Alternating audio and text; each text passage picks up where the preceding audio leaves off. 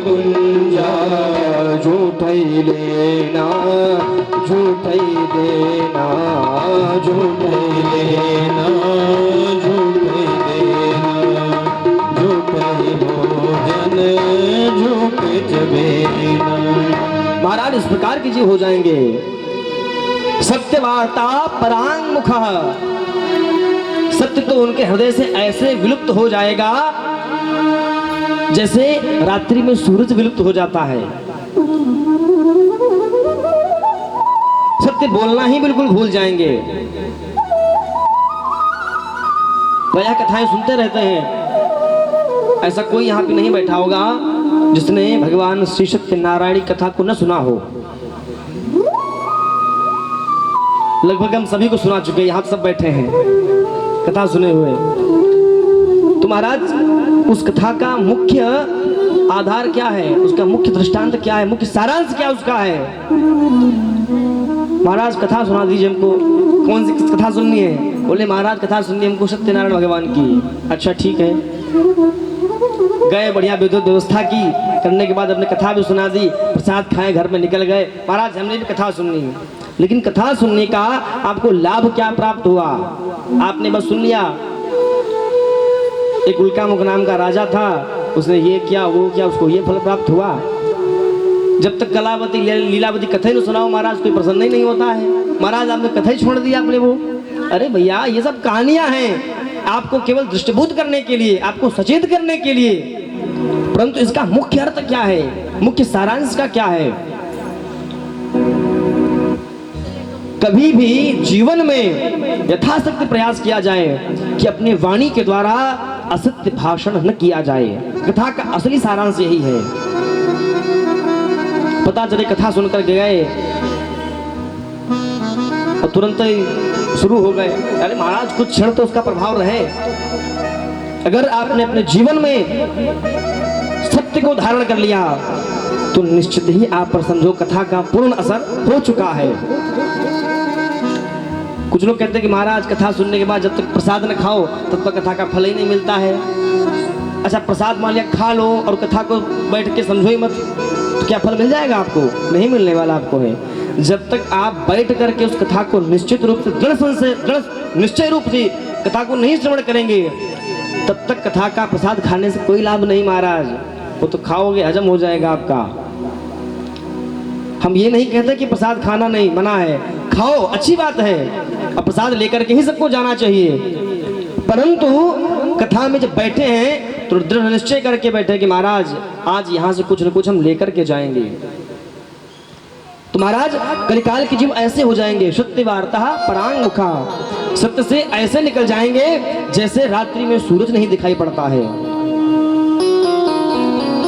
सूत जी बड़े प्रसन्न हुए। तत्पश्चात समस्त ऋषियों ने कहा कि हे गुरुदेव, जो हमारे चारों वर्ण के जो जीव होंगे वो अपने अपने धर्म से भटकने लगेंगे धीरे धीरे। ब्राह्मण, क्षत्रिय, वैश्य और सेवक, ये चार वर्ण हैं। ब्राह्मण, क्षत्रिय, विषाम, शूद्राणाम च परम तपः, ये भगवान वेद कहते हैं। ये सब अपनी अपनी तपस्या से कुछ भी प्राप्त करने में सक्षम हो जाते हैं। लेकिन महाराज कलिकाल का जीव कैसे हो जाए, कैसा हो जाएगा?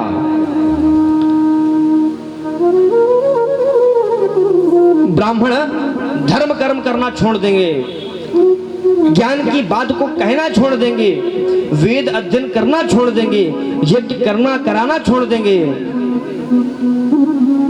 क्षत्रिय, इनकी शूरता समाप्त हो जाएगी, इनकी वीरता समाप्त हो जाएगी धीरे धीरे। घर में बैठना इनको अच्छा लगने लगेगा। वैश्य मेहनत करना छोड़ देंगे, धनोपार्जन करना छोड़ देंगे। और सेवक सभी प्रकार के वर्णों से द्वेष रखना प्रारंभ कर देंगे। महाराज इस प्रकार के जीव हो जाएंगे। तो बारंबार निवेदन किया कि महाराज ऐसे जीवों का कल्याण कैसे हो? का कल्याण तभी महाराज होगा जब आप कथा सुनेंगे, भगवान का स्मरण करेंगे। समस्त सौनकादि ऋषि मुनि गंगा के तट पर बैठे हुए हैं। धर्म क्षेत्रे महाक्षेत्रे गंगा कालिंदी संगमे प्रयागे परमे पुण्ये ब्रह्मलोकस्य वर्त्मनि।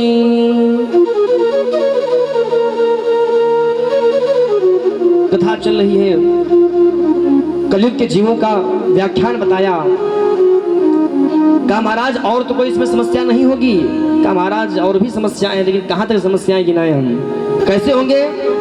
बहुधाम समारहि धाम जति विषया हरि लीन नरह विरति। बहुधाम समारहि धाम जति विषया हरि लीन नरह विरति।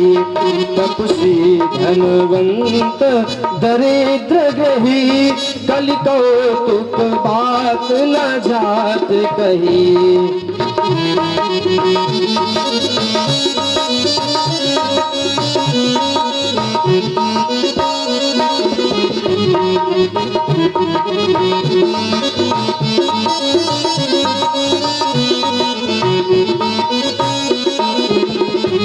तपसी धनवंत दरिद्र गही कलि कौतुक जात न तात कही।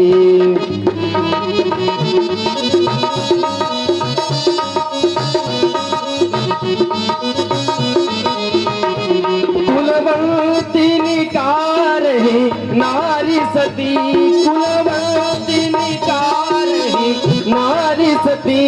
गृह आनी न चेरी निबेरी गति, गृह आनी न चेरी निबेरी गति। सुत मानहि मातु पिता तबलो, सुत मानहि मातु पिता तबलो। अबलानन दीठ नहीं जबलो, बहुधाम सवारहि धाम जति।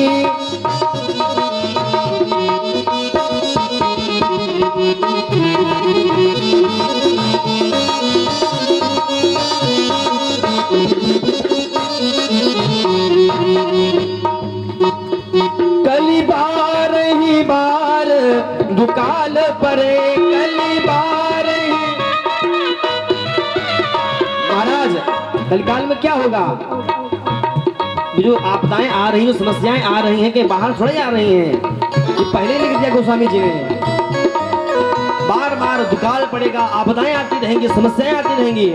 कली बार ही बार दुकाल परे, कली बार ही बार।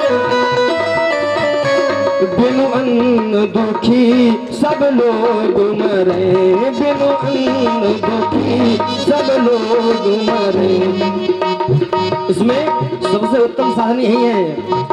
सीता राम राम राम सीता राम राम राम, सीता राम राम राम सीता राम राम राम। सीता राम राम राम सीता राम राम राम, सीता राम राम राम सीता राम राम राम। सीता राम राम राम सीता राम राम राम, सीता राम राम राम सीता राम राम राम। सीता राम राम राम सीता राम राम राम, सीता राम राम राम सीता राम राम। महाराज इस प्रकार के जी हो जाएंगे। बहुधाम सवार ही धाम जति। महाराज ऐसे लोग हो जाएंगे तपसी धनवंत दरिद्र ग्रही। जो तपसी होंगे, जो तपस्या करने वाले होंगे, बहुत धनवान होंगे महाराज। वैरागी बाबा के यहाँ सारा धन आपको मिलेगा। जितने वैरागी बाबा होंगे, बाहर लिखा बोर्ड है वैरागी बाबा जी महाराज, और घर के अंदर जाकर देखो अगर 4 एसी न लगी हो तो गारंटी हमारी महाराज है। कलिकाल के जीव होंगे ऐसा, हम नहीं कह रहे, गोस्वामी जी कह रहे हैं। ब्रह्मचारी जी के यहाँ इतने बच्चे कहीं होंगे नहीं महाराज, इतने ब्रह्मचारी जी के बच्चे होंगे। मौनी बाबा के यहाँ इतना शोर हो रहा होगा महाराज जितना कहीं और होगा ही नहीं शोर। तो महाराज इस प्रकार कलिकाल के जीव हो जाएंगे। जब इस प्रकार से सारा वृत्तांत बताया, सारा वृत्तांत समझाया कि महाराज इस प्रकार के जीव हो जाएंगे, तो सूत जी महाराज बड़े व्यथित हुए और बड़े प्रसन्न भी हुए। व्यथित इसलिए हुए कि भला बताओ महाराज कलिकाल में जीव कैसे कैसे हो जाएंगे, परंतु इनके कल्याण का, इनके उद्धार का साधन केवल एक ही है, वो है भगवान की कथा। अगर इतनी समस्याओं में भी पढ़ने के बाद कोई कथा का आश्रय ले लेगा तो मैं निश्चित गारंटी देता हूं कि समस्त प्रकार की समस्याओं से वो छूट जाएगा, समस्याएं उसकी समाप्त हो जाएंगी। सूत जी महाराज प्रसन्न होकर के बैठ गए और कहते कि हे शौनकादि ऋषियों, भगवान शिव की कथा ऐसी है, अगर कोई व्यक्ति इस पुराण का एक श्लोक भी नित्य पाठ कर लेता है, तो एक अध्याय पाठ नित्य कर लेता है, तो उसके समस्त प्रकार के पाप ताप संताप समाप्त हो जाते हैं। एतच्छु शिव पुराणं ही श्लोकं श्लोकार्धमेव वा यह पठेत् भक्त संयुक्तः स पापान् विमुच्यते। श्लोकार्धम श्लोकपादम वा। किसी ने कहा महाराज इतना समय कहाँ है कि हम एक अध्याय पढ़ पाए। कहा अगर एक अध्याय नहीं पढ़ पा रहे हो तो 5 श्लोक ही बैठ के पढ़ लो। बोले महाराज 5 श्लोक भी नहीं पढ़ पाएंगे हम, इतना समय नहीं है। कहा कोई बात नहीं, 1 श्लोक ही पढ़ लो। बोले महाराज इतना भी कहाँ समय है, बहुत जल्दी निकलना पड़ता हमको है। कोई बात नहीं, श्लोकार्धम उसका आधा ही श्लोक पढ़ लो महाराज, तब भी तुम्हारा कल्याण हो जाएगा। बोले महाराज इतना भी समय नहीं है। कहा कोई बात नहीं, श्लोकम पादमेव वा। हर पंक्ति के, हर श्लोक के 4 पद होते हैं, अगर उसका केवल 1 पद भी आप पढ़ लेंगे तब भी आपका कल्याण हो जाएगा महाराज। अगर इतना भी समय नहीं है तो अगर आप अपने घर पर शिव पुराण की पुस्तक को रख करके पूजन के स्थान पर उसका नित्य चंदन वंदन अर्चन करके अगर सर रख करके सच्चे हृदय से आप प्रणाम भी कर लेंगे तो निश्चित आपका कल्याण हो जाएगा। वह शिव महापुराण की जय। और सबसे अधिक पुण्य कब प्राप्त होता है पढ़ने का? अगर कोई चतुर्दशी के दिन, ये पुराण में लिखा है, चतुर्दश्यां महावारो। महाराज अगर चतुर्दशी के तिथि में अगर आप भगवान शिव महापुराण की इस कथा को श्रवण करते हैं अथवा पढ़ते हैं तो जितना पुण्य अश्वमेधादि यज्ञ करने से प्राप्त होता था वही पुण्य आपको चतुर्दशी के दिन इसका पाठ करने से आपको फल प्राप्त होगा। इतनी बड़ी महिमा इसकी है। समस्त शौनकादि ऋषि मुनि बड़े प्रसन्न हुए। प्रसन्न होने के पश्चात सूत जी कहते हैं कि हे ऋषिवर, मैं एक छोटा सा आपको वृत्तांत बताता हूं। एक बार की बात है, मुनीनां षड्कुलीनानां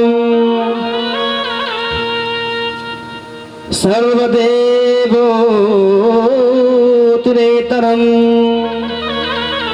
इदं परमिदं नेति विवादः समान् भूत्। मुनीनां षड्कुलीनानां ब्रुवतामितरेतरम्। एक बार की बात है, एक बार 6 कुल के ऋषि, प्रत्येक हम सभी लोग जो हैं वो किसी न किसी ऋषि के संतान हैं। जिसका जो गोत्र होता है उसी अपने गोत्र के अनुसार उसी ऋषि का कुल परंपरा के अंतर्गत आता महाराज है वो। तो एक बार 6 कुल के ऋषियों में आपस में झगड़ा हो गया, विवाद हो गया। कैसा विवाद हुआ? 6 कुल के ऋषि आपस में ये कह रहे थे कि सबसे बड़ा देवता कौन है, सबसे बड़ा देवता कौन है, इस सारा पूजन करने का फल किसके पास जाता है। तो आपस में झगड़ रहे थे। तो जब किसी ने कुछ समाधान नहीं निकाल पाए कोई लोग, तो उन्होंने विचार किया कि चलो चलते हैं, हम अपने पिता ब्रह्मा जी के पास चले हैं।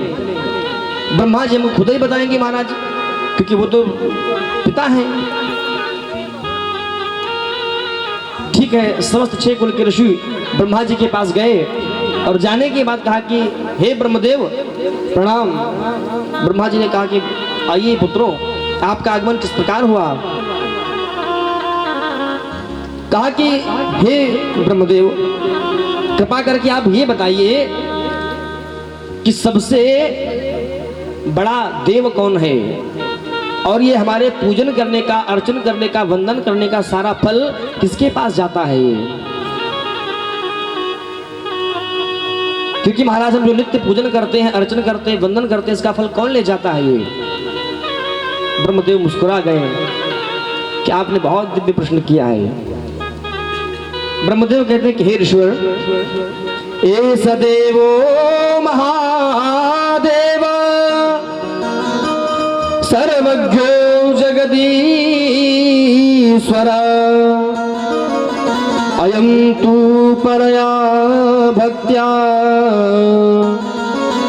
दृश्यते नान्यथा कुचित।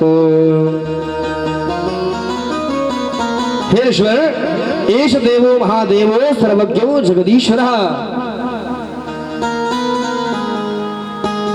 हम सभी का साधन, साध्य और साधक केवल एक ही है, और वो है हमारे महादेव। एष देवो महादेवो सर्वज्ञो जगदीश्वरः, वही जगत के ईश्वर हैं, हमारे महादेव ही अवधरदानी हैं। समस्त ऋषि बड़े प्रसन्न हुए, क्योंकि महाराज हमारे भोले बाबा ऐसे हैं कि कोई किसी भी प्रकार से भगवान का पूजन कर दे, भगवान कभी नुक्स नहीं निकालते हैं कि भक्त ने आकर के पहले हम पे जल क्यों चढ़ाया, पहले हम पे फल क्यों चढ़ाया ना। जो कुछ पूजन हो जाए भगवान का, भगवान तो प्रसन्न ही हो जाते हैं, क्योंकि इनका नाम ही है भोले भाले। भोले शंकर दयालु से बढ़कर, महाराज इनसे बढ़कर कोई संसार में दयालु है ही नहीं। भोले शंकर दयालु से बढ़कर देवता कोई दूजा नहीं है, देवता कोई दूजा नहीं है। भोले शंकर दयालु से बढ़कर, भोले शंकर दयालु से बढ़कर देवता कोई दूजा नहीं है, देवता कोई दूजा नहीं है।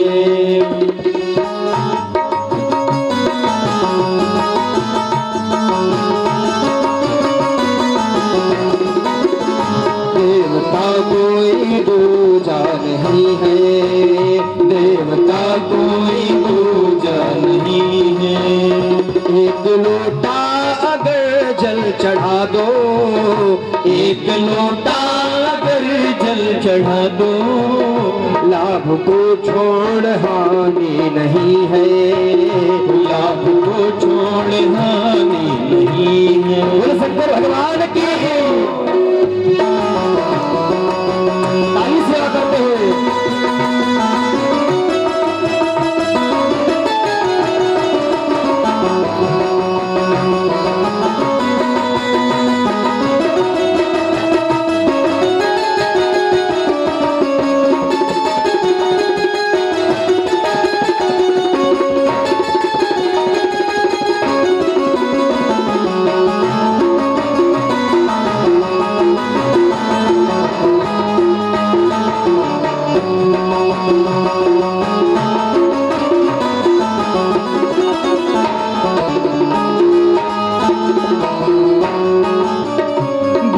पर्वत के ऊंचे शिखर पर देखते सबको एक ही नजर से, बैठे पर्वत के ऊंचे शिखर पर देखते सबको एक ही नजर से।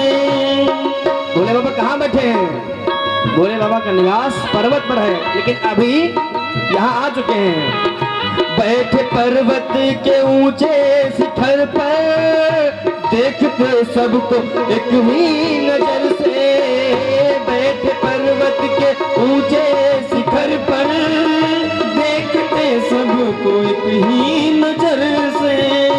उस दयालु के दिल में जरा सी, उस दयालु के दिल में जरा सी छल कपट की निशानी नहीं है, छल कपट की निशानी नहीं है।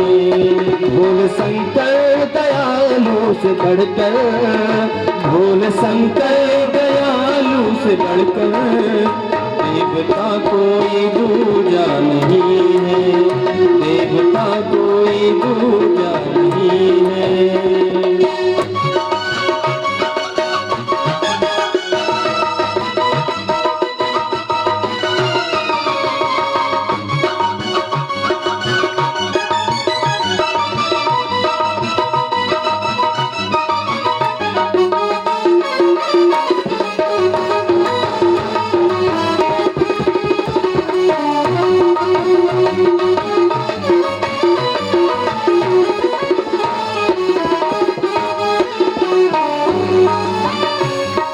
लंकेश पर ऐसी दाया, पूरी नगरी को सोना बनाया। लंकेश पर ऐसी दाया, पूरी लंका को सोना बनाया। लंकेश पर ऐसी दाया, पूरी नगरी को सोना बनाया। लंकेश पर ऐसी दाया, नगरी को सोना बनाया। दास गिरिधर, दास गिरिधर ने गाकर सुनाया, इसमें कुछ भी कहानी नहीं है।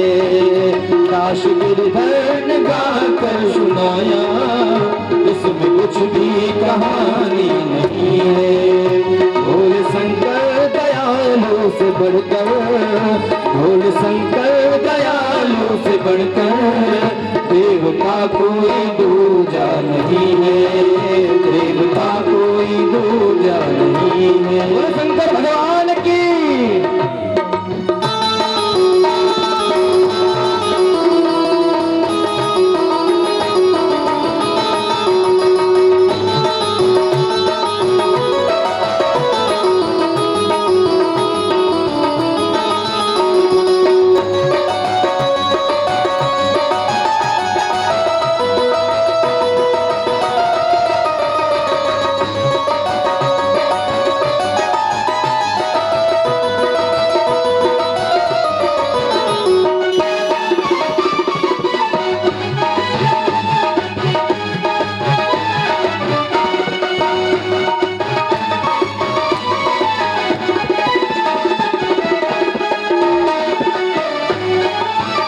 भोले शंकर दयालु से बढ़कर देवता कोई दूजा नहीं है। भोले शंकर दयालु से बढ़कर देवता कोई दूजा नहीं है, देवता कोई दूजा नहीं है। भोले शंकर दयालु से बढ़कर देवता कोई दूजा नहीं है, देवता कोई दूजा नहीं है। भगवान की जय, शंकरनाथ की जय हो। महाराज इतना दानी कोई आपको देवता मिलेगा? कीन्ही लंकेश पर ऐसी दाया, पूरी नगरी को सोना बनाया। महाराज पूरी स्वर्ण की नगरी ही दान कर दी लंकेश को। तो इसलिए इतने दानी अवधर दानी भोले बाबा हैं, तो इनको अगर प्रसन्न आप नहीं कर पाए तो संसार में फिर किसी को प्रसन्न करने के लायक फिर आप नहीं हैं, क्योंकि इनसे सरल और इतने साधारण कोई देवता हो ही नहीं सकता महाराज है। इस प्रकार भोले बाबा की दिव्य महिमा बताई। तो समस्त ऋषियों ने, जो 6 कुल के ऋषि थे जिनमें आपस में झगड़ा हुआ, ब्रह्मा जी के पास गए। ब्रह्मा जी ने कहा कि महाराज केवल और केवल एक ही देवता है, एस देवो महादेवो सर्वज्ञो जगदीश्वर, केवल महादेव ही हैं जो समस्त प्रकार के सारभूत वस्तु हैं और समस्त प्रकार के भजनों के सार वही हैं। समस्त ऋषिगण बड़े प्रसन्न हुए। प्रसन्न होने के पश्चात समस्त ऋषि अपने अपने स्थान पर चले गए। तत्पश्चात समस्त सौनकाद ऋषियों ने एक प्रश्न किया, कहा कि हे सूत जी महाराज, आप कृपा करके ये बताइए कि भजन करने के लिए साधन, साध्य और साधक ये कौन हो सकता है? ये भजन के निमित्त साधन क्या हो सकता है, और अगर साधन हो जाए तो ऐसा वो कौन सा साध्य है जिसको ग्रहण करके हम अपने परम पद को प्राप्त कर सकते हैं? सभी बड़े प्रसन्न हुए। सौनकाद ऋषि मुनि प्रसन्न हुए, कहा ठीक है, आपने बहुत उत्तम प्रश्न किया है। अथ किम परमम साध्यम साधनम किम परमम तपः, कौन परम साधन है? सूत जी बड़े प्रसन्न हुए, कहा कि हे ऋषिवर, साध्य, साधन और साधक केवल महादेव की कृपा से ही बनता है। साधन क्या है? साधन है श्रवण। अगर आप श्रवण करेंगे तो श्रवण के उत्तम जितना साधन कोई हो ही नहीं सकता है। साध्यम शिव पदम प्राप्ति साधनम तस्य सेवनम साधकः कीदृशः तत्र ददिदं ब्रूहि तत्त्वतः। महाराज साधक कौन है, साधन क्या है और साध्य क्या है? तो कहा साध्यम शिव पदम प्राप्ति, साध्य है शिव पद की प्राप्ति। और शिव पद की प्राप्ति कैसे होगी? जब आप साधन करेंगे। और साधन क्या है? मनसा मननम तस्य